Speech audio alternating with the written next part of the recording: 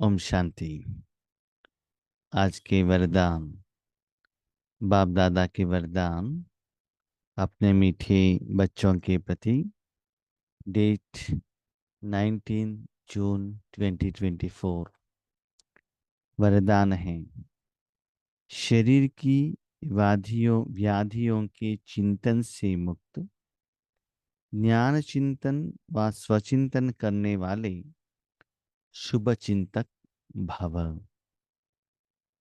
शरीर की व्याधियों के चिंतन से मुक्त, ज्ञान चिंतन व स्वचिंतन करने वाले शुभ चिंतक भव। शुभ चिंतक किसको कहा जाता है? तो लास्ट 15 दिन पहले बाबा ने इसके बारे में मुरली चलाई थी। शुभ चिंतक, शुभ चिंतन, शुभ भावना। शुभ चिंतक माना दूसरों के प्रति शुभ सोचना, दूसरों का कल्याण के लिए क्या हो, दूसरों की शुभ हो, को शुभ करने के लिए आपको क्या करना है उसके बारे में शुभ चिंतन करो, अच्छे चिंतन करो। नेगेटिव, व्यर्थ, अनवांटेड चीजों में उसके बारे में अपने मन बुद्धि लगाने का जरूरत नहीं है। तो वर्तमान समय में हम क्या करते हैं, कोई हमारे जो साथी लोग रहते हैं, रिलेटिव्स रहते हैं, फ्रेंड्स रहते हैं, बाबा उनका तबीयत ठीक नहीं है, बीमारी है, कोई भी बीमारी हो उसको ठीक करो।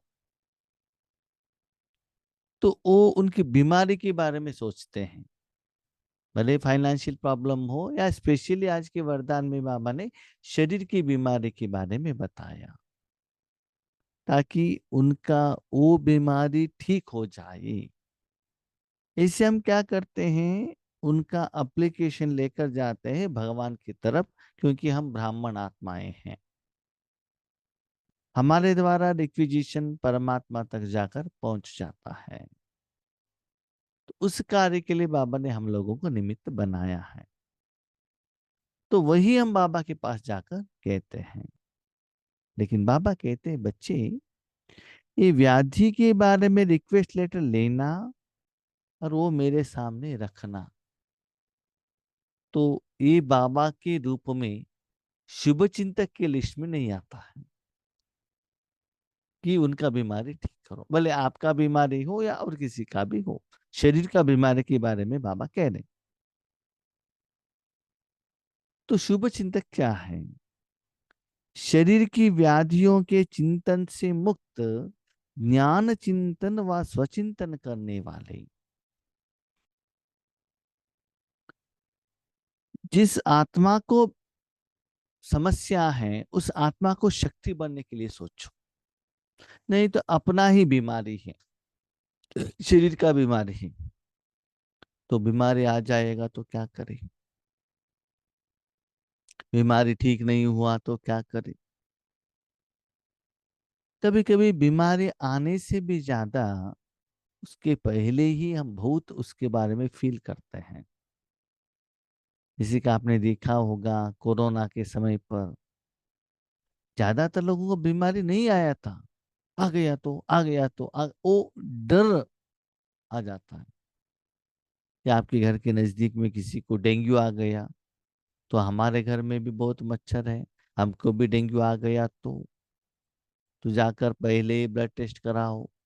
तो बीमारी के चिंतन, उसके प्रति चिंतन ज्यादा हो जाता है। एक बार हम बेंगलुरु में एक हॉस्पिटल में गए थे ब्लड डोनेट करने के लिए। तो वहाँ एक महिला ब्लड डोनेट देने के लिए, डोनेशन देने के लिए आई थी। तो बाजू में बेड में सोई हुई थी। हम दोनों, हमारे साथ हमारे कंपनी का मैनेजर भी सोए हुए थे, दोनों गए थे। हमारे कंपनी की ओनर की माँ का तबीयत ठीक नहीं था, हॉस्पिटल में एडमिट थी, तो उनको 2 बॉटल ब्लड देना चाहिए था। तो हम गए थे। तो वो नर्स ने ब्लड निकालने के लिए वो जो सिरंज है ना, वो ये लेकर आ गए। उनको भी लगाया नहीं, इतना जोर से वो महिला चिल्लाई, हमने देखा इनको क्या हो गया है, लेकिन उसको लगाया ही नहीं। उसके पहले वो इतना जोर से चिल्ला रही है, माना ज्यादा हमको दर्द होता है करके फीलिंग में। वैसे ही हम क्या करते हैं, ये जो शरीर की बीमारी का कॉन्शियसनेस में आ जाते हैं। हमको भी वो बीमारी आ गया तो भले आने के बाद भी मुझे तो बीमारी आया है, मुझे तो बीमारी आया है, मुझे तो बीमारी आया है। ये दुनिया में कितना लोगों को बीमारी है, क्या वो लोग मेडिसिन नहीं लेते हैं क्या? बीमारी आए हैं करके घर में चुपचाप बैठे हुए हैं क्या? मुझे लगता है 80 to 90% लोग एबो 40 इयर्स 50 इयर्स वाले रेगुलर टैबलेट्स लेते ही हैं। तो बीमारी के बारे में सोचते रहेंगे, क्या वो लोग कमाई कर सकते हैं क्या, घर का काम कर सकते हैं क्या? इसलिए बाबा कहता है बच्चे, बीमारी तो आएगा, वो आपका कर्मों का हिसाब किताब है। उसको नेग्लेक्ट मत करो, टैबलेट्स ले लो, मेडिसिन ले लो, लेकिन वही कॉन्शियस में मत रहना कि मुझे बीमारी आया है, मेरे परिवार वालों को बीमारी आया है। उसके बदले उस जो सर्कल से बाहर आने के लिए स्वचिंतन करो, ज्ञान चिंतन करो, ईश्वर सेवा के बारे में चिंतन करो। उससे आपका अकाउंट सेटलमेंट होने के कारण शरीर का बीमारी भी ठीक होने का रास्ता आपको मिल जाएगा। इसलिए बाबा कहते ज्यादा शरीर की व्याधियों का चिंतन मत करना, आत्मिक ज्ञान, परमात्मा ज्ञान का चिंतन करना, स्व माना आत्मिक चिंतन करते रहना। ये आपके लिए भी शुभ है, बाकी लोगों के लिए भी शुभ है। तो व्याधि के बारे में आप सोचेंगे तो ज्यादा टेंशन हो जाएगा, तो वही वाइब्रेशन वातावरण में, वायुमंडल में आ जाएगा, तो लोगों को भी उसका असर आ जाएगा ना। वही आप आत्मा के बारे में सोचेंगे तो मैंने देखा है मेरी ईश्वरी जिंदगी में, कभी कभी मुझे ऐसे समस्या बीमारी का आता है जब हम ईश्वरी सेवा में रहते हैं। तब ईश्वरी सेवा को हम ज्यादा इम्पोर्टेंस देने के कारण इस व्याधि की तरफ ज्यादा अटेंशन नहीं रखते हैं। तो ईश्वरी सेवा करते करते माइंड उस तरफ कन्वर्शन होने के कारण ये जो व्याधि द्वारा जो दर्द का फील करने का जो समय है ना, वो चला जाता है। तो एक अनुभव है मेरा। सुबह उठते ही नहीं नहीं मुझे ईश्वरी सेवा करना, अमृत वेले उठना है, तो तुरंत उठ जाएंगे। नहीं तो उठेंगे, देखेंगे, सोचेंगे तो वही बीमारी आ जाए। कभी कभी हमने ये भी देखा है, कोई ईश्वरी सेवा कंप्लीट होने के बाद वो बीमारी दिखाई देता है। और हमने ये भी देखा है, जितना समय ईश्वरी सेवा कर रहता है, उस समय सेवा की तरफ अटेंशन रहने के कारण हमारा अटेंशन बीमारी की तरफ नहीं जाता है। सेवा हो गया, उसके बाद मुझे ये प्रॉब्लम है। इसलिए बच्चे प्यार से स्वचिंतन करते रहना, ज्ञान चिंतन करते रहना।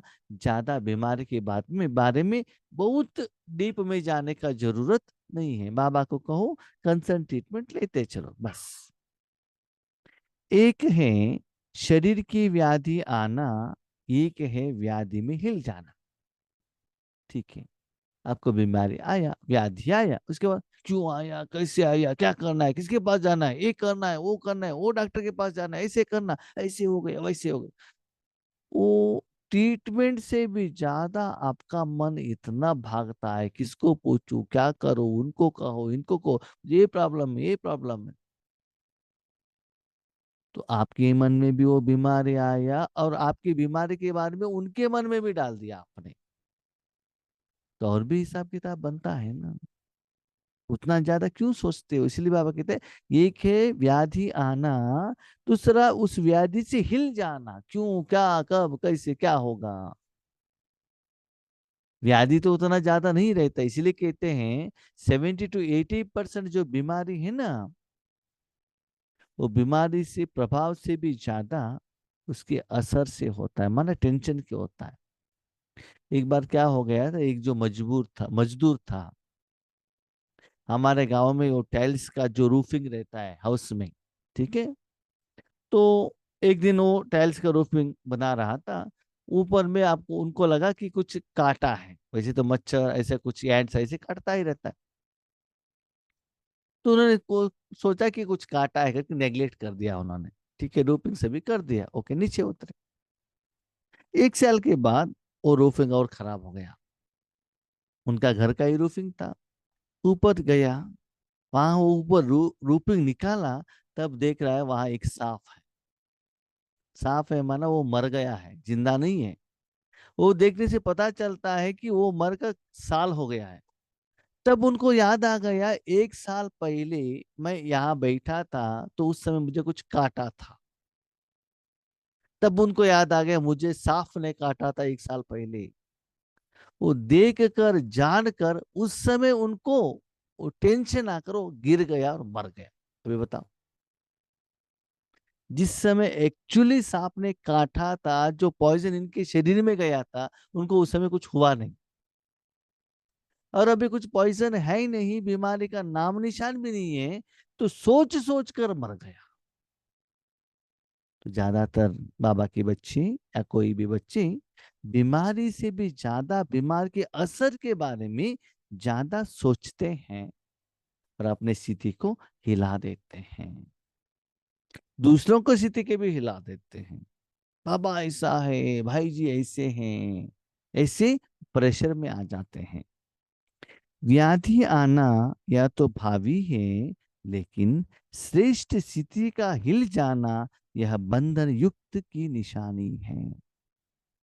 व्याधि तो आएगा, लेकिन उस व्याधि के अंदर में जाके उस सिचुएशन को आप खुद को बांध लेते हो ना, मुझे ये है, मुझे ये है, मुझे ये है, मैं बीमार हूं, मुझे शुगर है, मुझे बीपी है, मुझे घुटने में दर्द है, मुझे सिर दर्द है, ये है करके ये जो आप कहते हो, वही बीमारी बढ़ने का और एक इम्पोर्टेंट रीजन बन जाता है।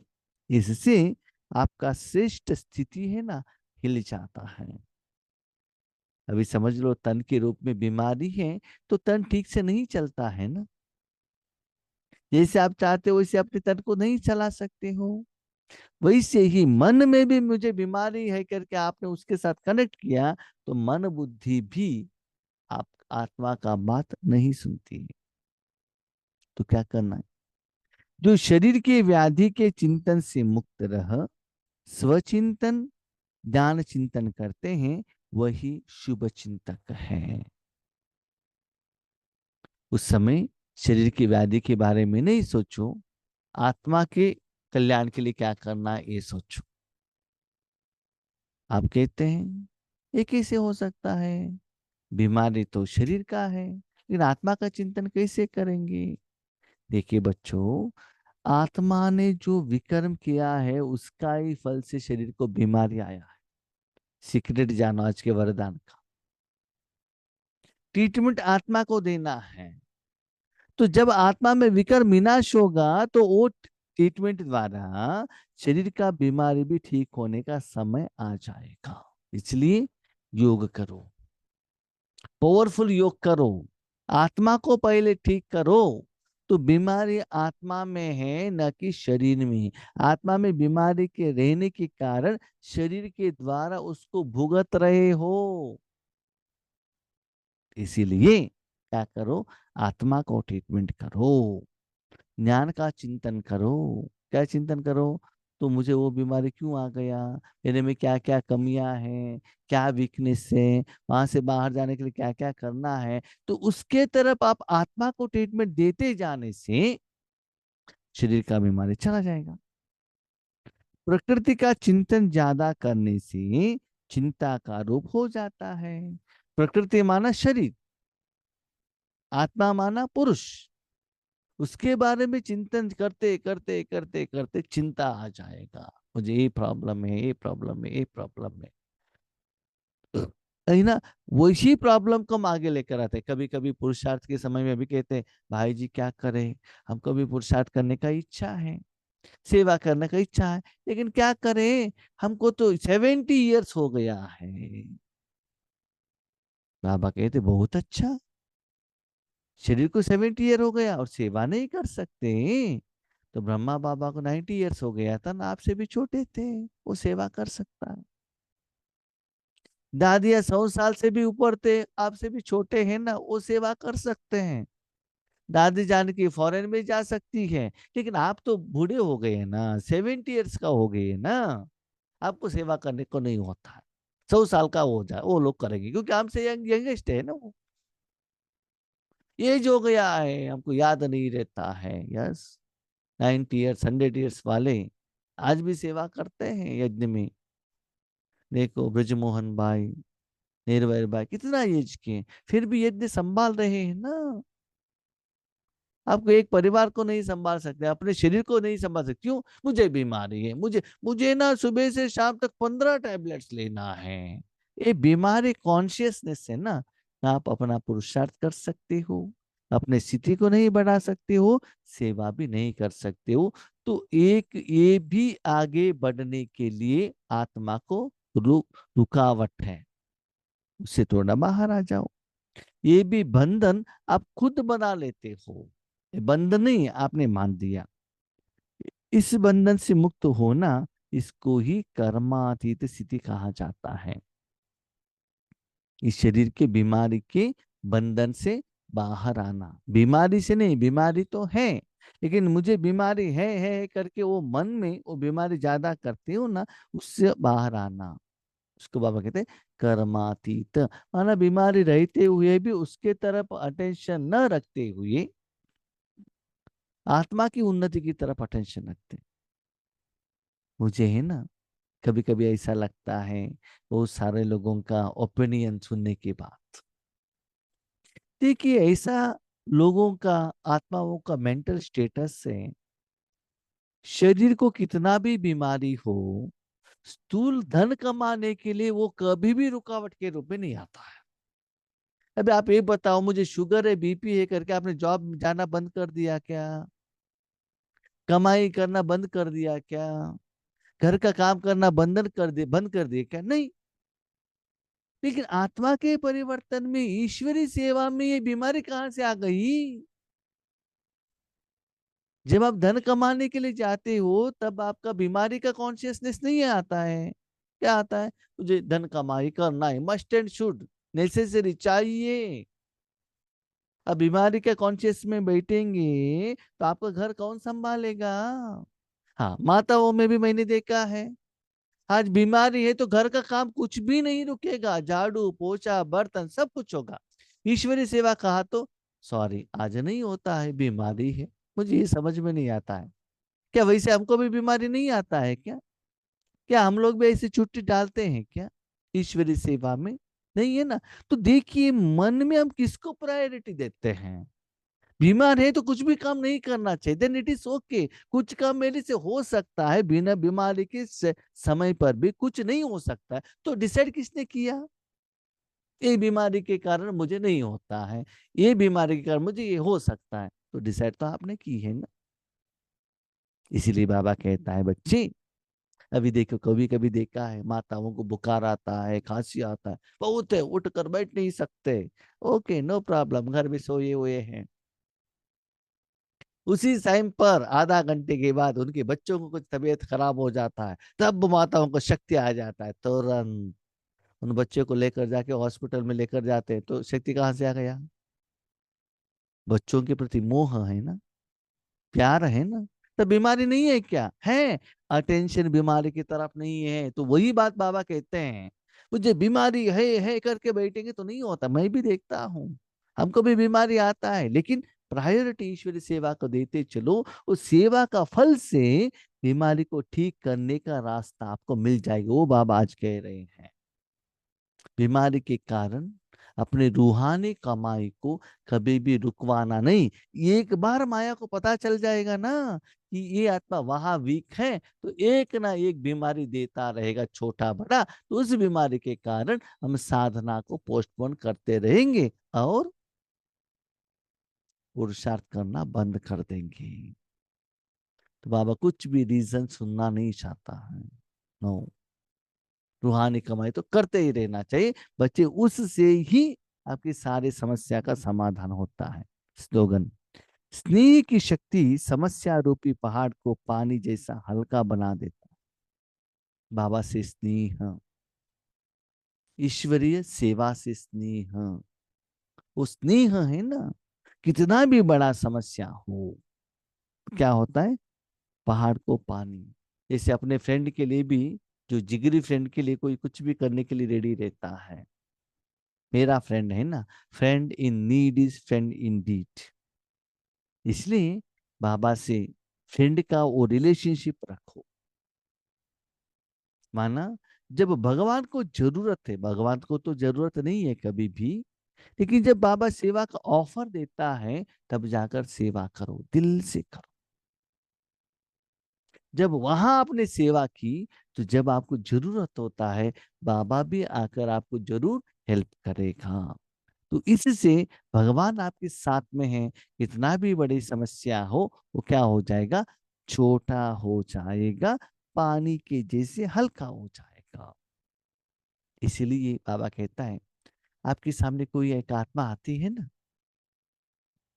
भले अपने रिलेटिव हो, ब्लड रिलेशंस, या ईश्वरी परिवार का हो, या ऑफिशियल रिलेशनशिप, बिजनेस रिलेशनशिप, या पॉलिटिकल रिलेशनशिप, कुछ भी हो,